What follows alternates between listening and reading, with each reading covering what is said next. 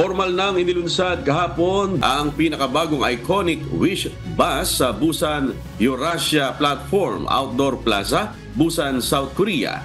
Isinapubliko ang Pinoy Pride kasabay ng selebrasyon ng 29th National Migrant Workers Day, 75th anniversary ng Philippines-Korea Diplomatic Relations at ng ika-126 na pagdiriwang ng Araw ng Kalayaan ng Pilipinas. Sa unang pagtatanghal, bumida sakay ng pinakabagong Wish Bus ang P-Pop Kings SB19 na sinundan ng South Korea-based Filipino boy band Horizon at ng hitmaker Zach Tabudlo.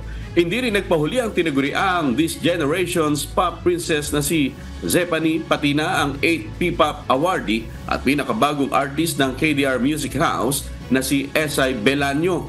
Tiniyak naman ni Wish Innovator na si Kuya Daniel Razon na magpapatuloy na magiging bahagi ang Wish 107.5 bus upang maipromote ang talento at musikang Pilipino sa iba't ibang panig ng mundo, maging ang paghahatid ng serbisyo publiko sa pamamagitan naman ng Members Church of God International o MCGI.